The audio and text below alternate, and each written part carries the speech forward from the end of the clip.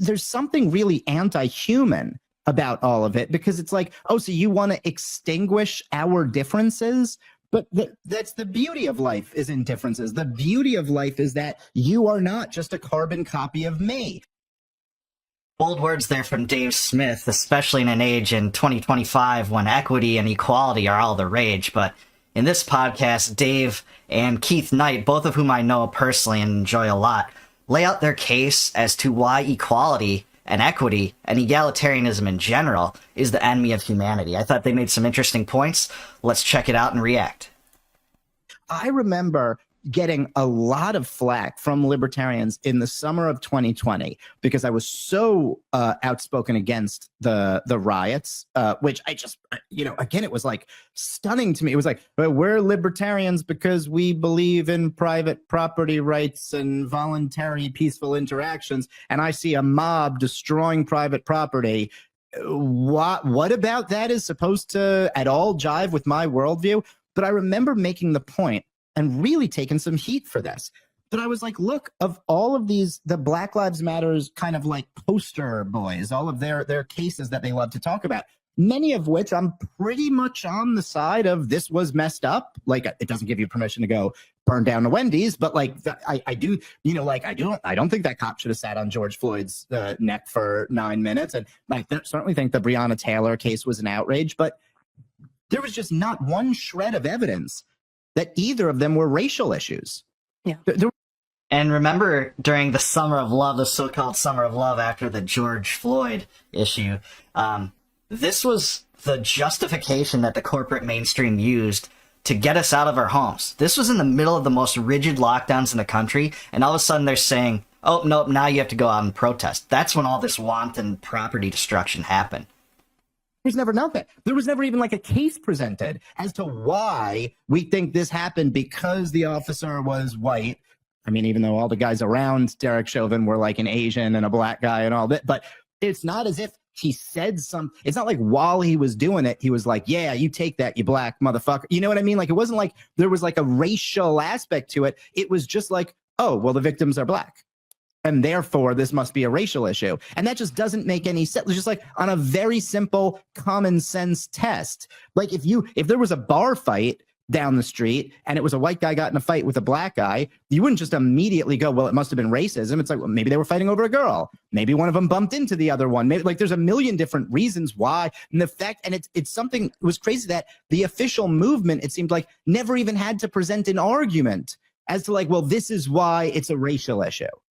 This is so true, and it's because to the people that push this, the narratives are the only thing that matters. It's not the truth.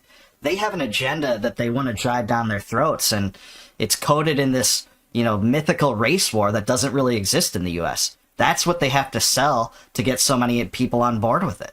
Yeah, you would think that you look at the police and you say, all right, they have the right to arrest citizens. Citizens don't have the right to walk up to cops and arrest them. They can, stop and see if you're suspicious and maybe search through your car. You don't have the right to do that to them.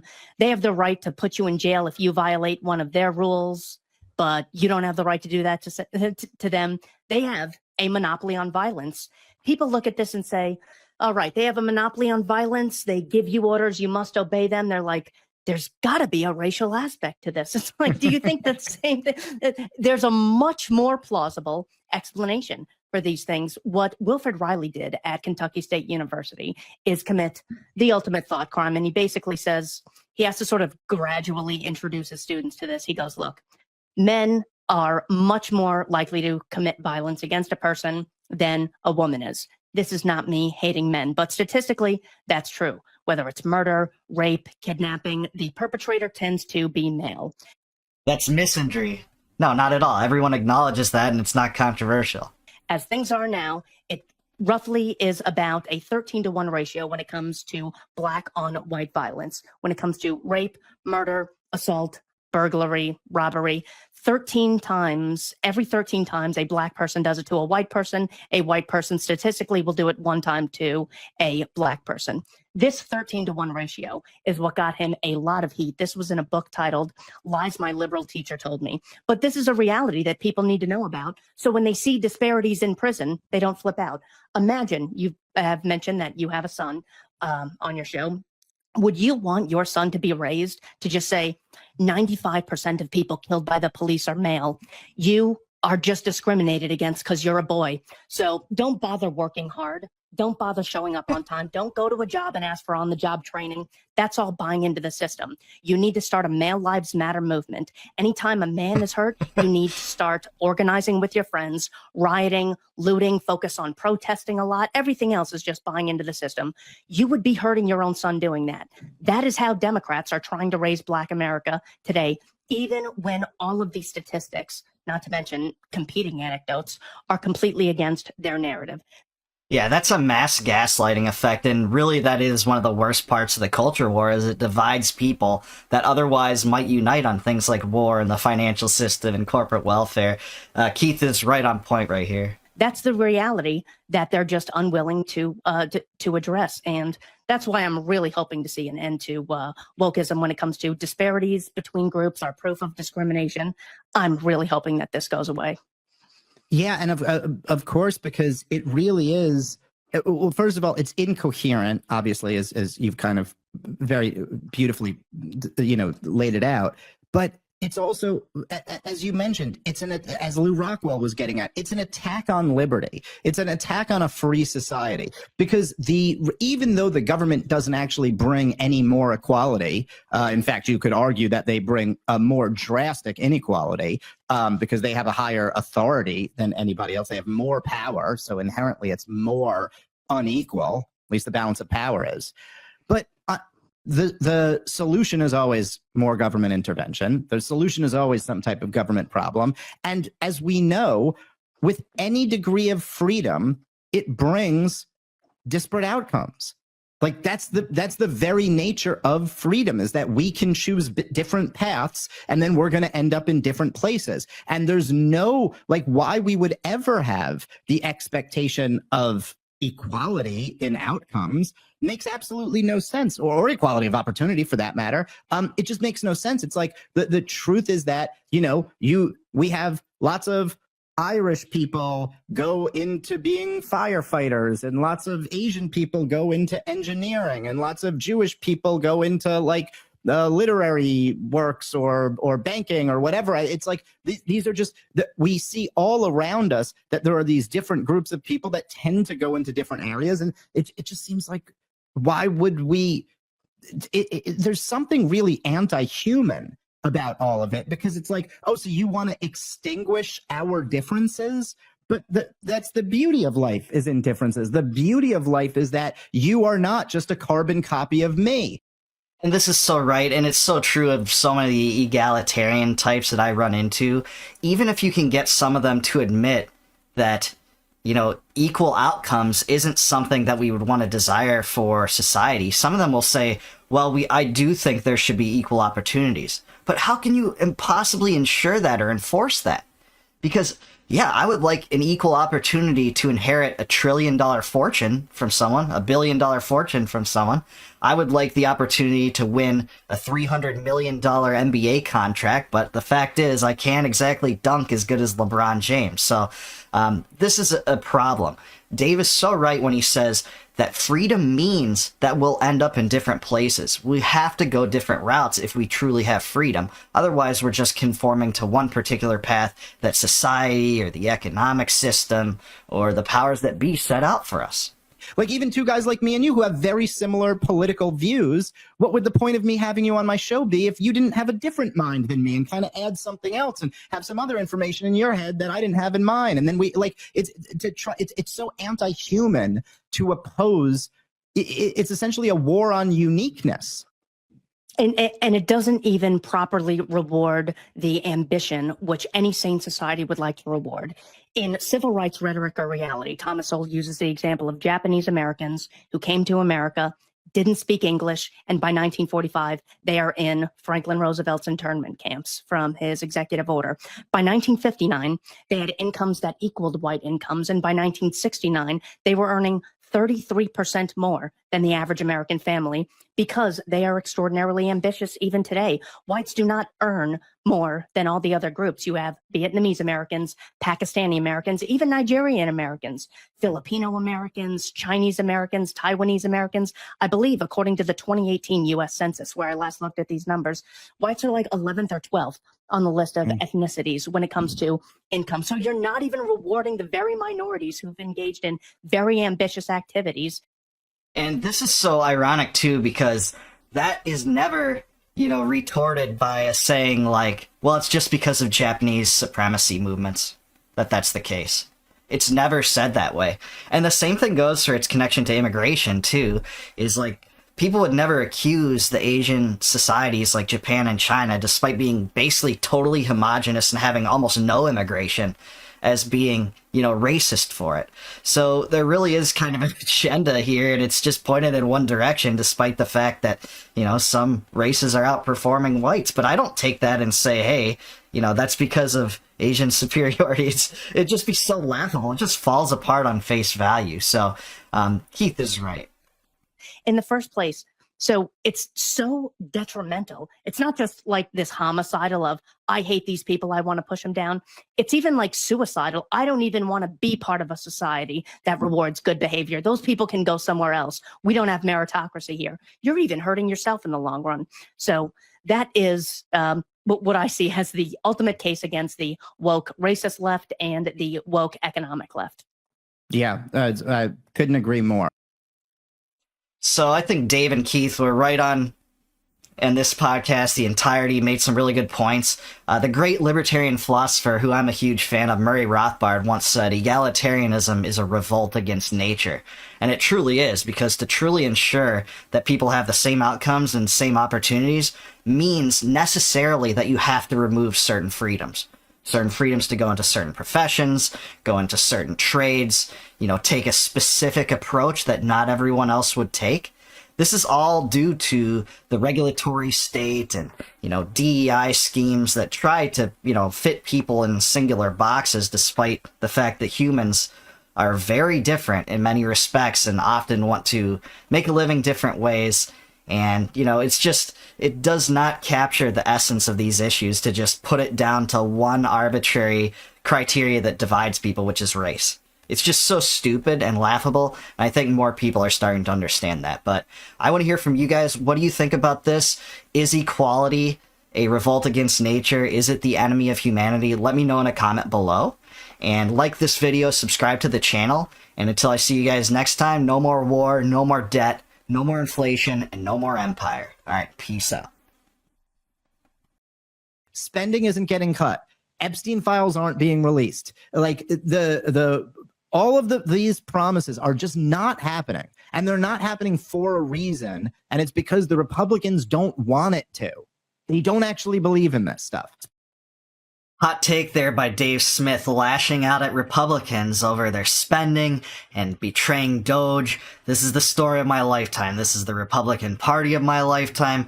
I've seen it a billion times, but a lot of people thought this time it might be different, with Elon Musk helming Doge and some true promises of government cuts. But let's hear what he has to say. I can't wait to hear it.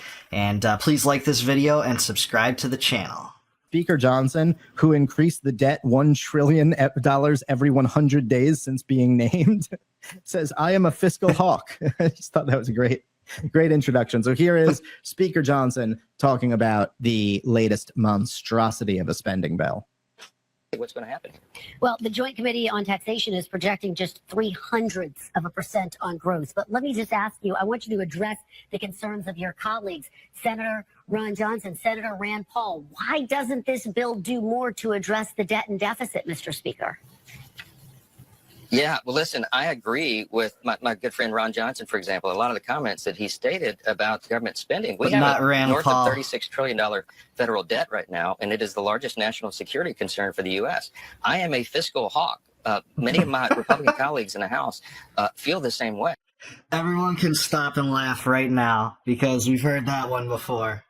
But it did not we didn't get in this situation overnight, Kristen. It took us decades, many decades of Congress's, frankly, mismanagement of the public fisc to get in this situation. And the last 4 years, the Biden administration increased spending dramatically. So it's going to take us a while to get out of it. We can't flip a magic switch and reverse it overnight. But this is the largest step forward in the right direction.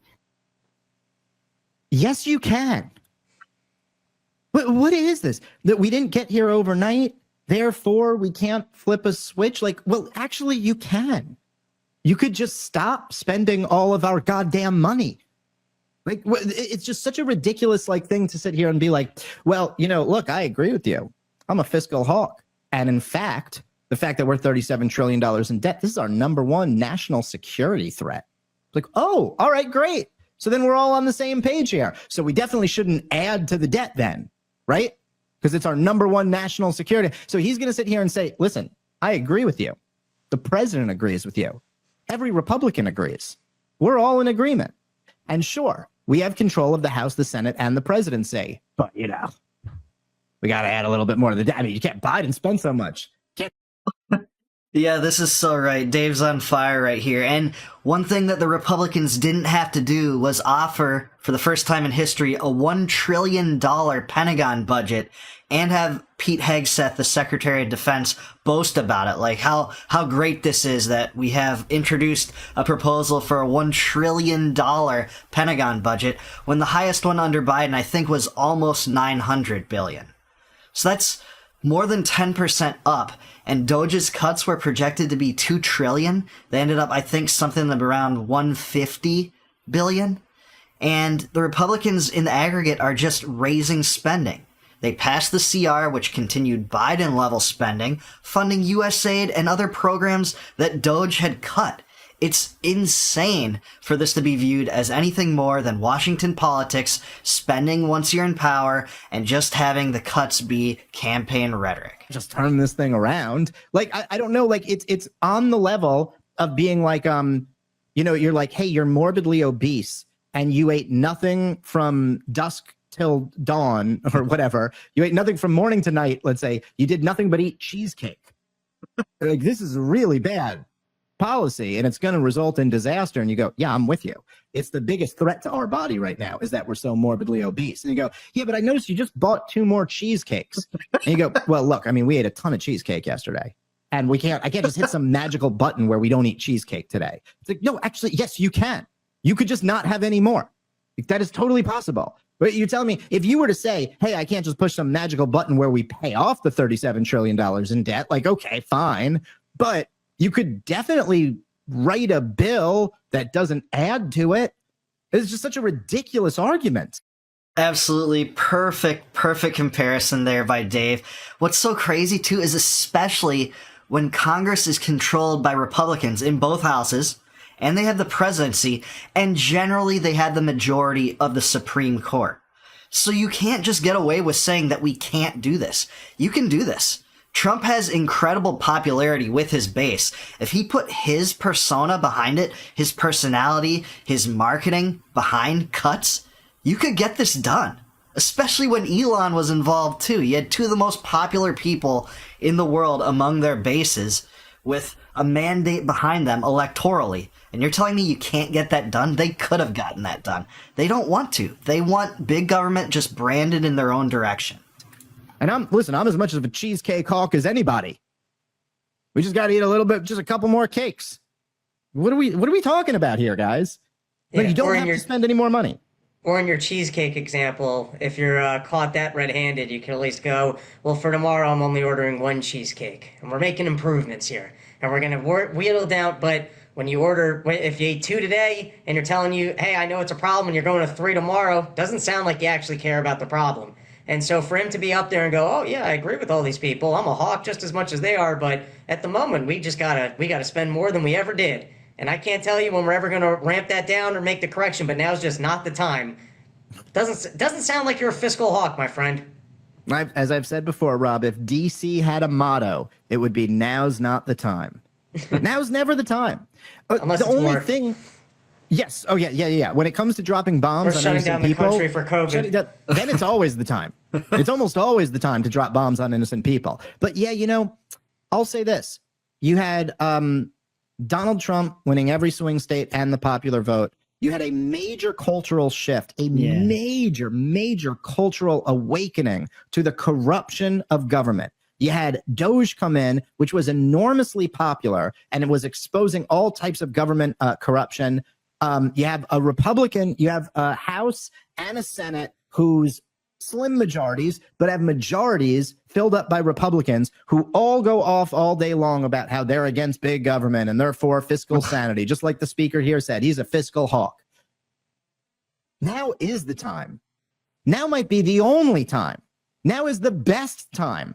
It's the best goddamn shot we'd have to actually have some meaningful reduction in the size and scope in government. And the reason why we're not having that is because Mike Johnson loves big government and Donald Trump loves big government and the entire Republican establishment love big government. That's why we're going to continue to have big government. And don't let them fool you with any of this other bullshit. Sorry. Look, and to the entire MAGA movement, we're either just like the fucking Democrats or we're not. We're either in a cult as well, where one day we'll repeat the line, yes, sharp as a tack. Joe Biden is sharp as a tack. Joe Biden's so old and senile that Kamala Harris has to run. Yes, Kamala Harris is hope and joy. Yeah, like we're either cult members like them or we're fucking independent critical thinkers who are allowed to tell the truth. And the truth is that this was the absolute best time to actually cut some government spending. And the reason it's not happening is because almost no one in the Republican Party actually believes in that. And it's clear to see. There's a few people, Rand Paul, Thomas Massey,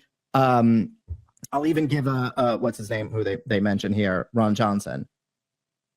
Okay, he's not quite as much of a hawk as I'd like him to be, but at least those guys do to some degree believe in cutting the size and scope of government. The rest of them simply don't. Yeah, it's true. This is why Michael Malice says that conservatism is progressivism driving the speed limit, because they come up with these crazy expenditure bills, this debt spending, and then their excuse when they pass it is something like, well, if Kamala Harris would have been elected, it would have been $50 billion more. Instead, when you're growing the federal budget regardless, that's not acceptable based upon the rhetoric, the small government rhetoric that they always abandon once they take power. This has happened under Boehner, Paul Ryan, Kevin McCarthy, Denny Hastert, and now Mike Johnson. My entire lifetime of Republican leadership has done this without fail. It's why Trump will be the biggest spending president compared to all of his predecessors. It's guaranteed. It could have been projected before he got elected. It was by many people. And you're gonna call this thing a big, beautiful bill. It's just disgusting. And I'm sorry, what Mike Johnson is saying here is it's an insult to all of our intelligence. All right, let's keep playing. Bring it back just like a few seconds, Natalie, and let's play a little more from the clip before we wrap up. Is the largest step forward in the right direction that Congress has ever made. I liken this to an aircraft carrier. You don't turn an aircraft carrier on a dime. It takes a mile of open ocean. This is the biggest turn in that wheel that we would have had in generations. And this is the first of a number of steps. This is a key point. This is not the only reconciliation bill. We're going to have a second budget reconciliation bill that follows after this. And we're beginning next week the appropriations process, which is the spending bills for government. And you're going to see a lot of the Doge cuts and a lot of this new fiscal restraint reflected in what Congress does next. So stay tuned. This is not the end all be all. Let's just pause it right there for a second. Okay. No, you won't. We're both on record making our predictions now. No, you won't. You will not see a lot of the Doge cuts reflected. They'll find a way to spin it so that they can claim that some of them are. But I'm sorry. Look, again, all of these examples of like, it takes a long time to turn a ship around. All right. The problem is, like, let's say you're in a car and you're doing 90 miles an hour and you're headed off of a cliff. Okay. If I get behind the wheel and I step on the accelerator and now I push more on it and now we're doing 95 miles an hour, I can't really claim that I'm turning it around. And if spending is going up and the deficit's going up and the debt is going up, then you're not turning the ship around. You are accelerating in the direction of disaster. That is not being a fiscal hawk. And try to spin this any way you want to. And look, I'm just, again, there's some younger people who listen to the show. I have the benefit of a little bit of wisdom now that I'm getting old. I've just been through this before. I've been through This every Republican in my lifetime. Yeah. So I was born during the Ronald Reagan administration. So I lived through a little bit as a baby of Ronald Reagan, but whatever. I was like 5 by the time he got out. But whatever. I've read a lot about it. I know about Ronald Reagan. George H.W. Bush was the second Republican president of my lifetime. George W. Bush was the third. Donald Trump is the fourth and fifth, depending on how you want to carve it up. Every single time, spending went up. Spending went up under Reagan, under George H.W. Bush, under George W. Bush, and under Donald Trump, and under Donald Trump again. Yeah, and the rhetoric was always different when they were the minority party. Even a few years ago, remember that giant omnibus bill that was on the horizon of being passed, and it was ultimately passed, about a $2 trillion omnibus bill? They passed that, and they raked Biden and his supporters over the coals for that. And now here's this big, beautiful bill, which, by the way, seems pretty indistinguishable from Build Back Better, in my estimation, by the way. Will add about $4 trillion to the debt, and Massey thinks it's higher because of how it'll affect the bond market, and I think he's right about that.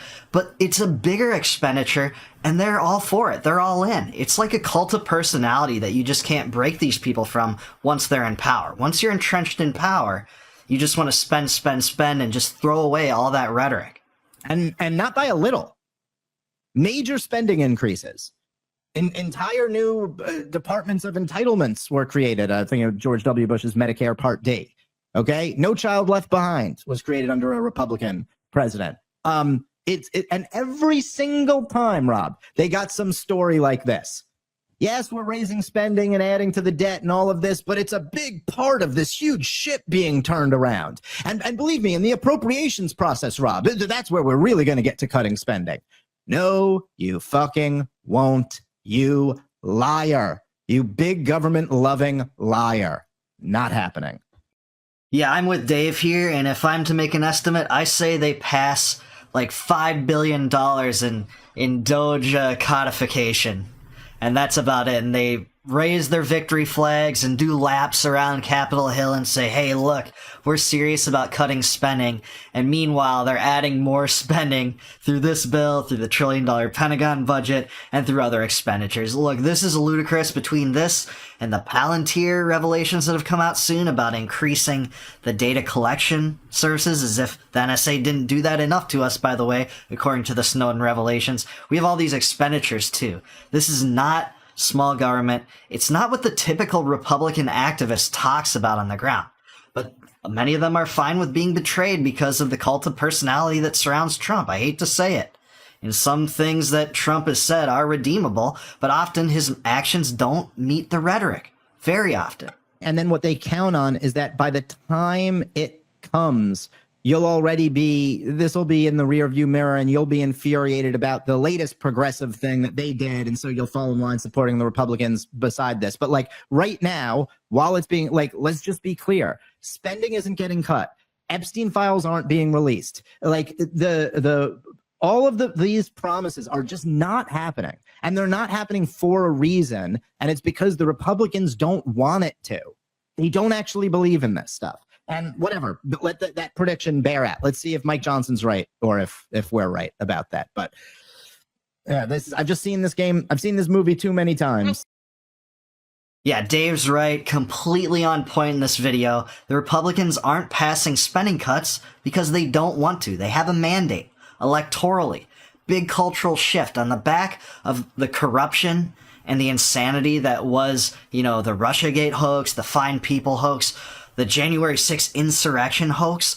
All these hoaxes brought about a mass movement of people that aligned behind Trump and in his support for the election because of the unparalleled corruption that they believed was taking place. And you saw this mandate come to fruition with Elon Musk's support coming into Doge, but it just doesn't seem like the deep state is willing to entertain the cuts, that the Republican leadership is willing to entertain it, or that the activists are willing to push back at Trump in a significant way, despite the fact that they won't. Because that's a big element in the calculus, too. When Republicans in leadership do weigh their decision-making, they have to say, will this seriously cost us politically? And by their gambits and by their choices, it seems like they don't think it will cost them. And I hate to say, in some ways it looks like that's true. I go onto Twitter and see these, right-wing influencers that talk all about small government, but all they can say now is trust the plan, despite how indistinguishable it is from a Democrat plan. That's why we say it's the uniparty. They're spendaholics, and they always have been. Dave's so right. Under Medicare Part D, I think we added like $400 billion right off the bat with that, and that's only expanded because of the number of people that go on to Medicare now, with the surveillance state and data collection, no child left behind, all one-size-fits-all education mandates for the states. Just stupid, and Republicans were all behind this. But what do you guys think? Am I being too hard on the Trump administration and the Republican leadership? Do you see any silver linings in any of this? Do you believe that the Doge cuts will be codified in any way?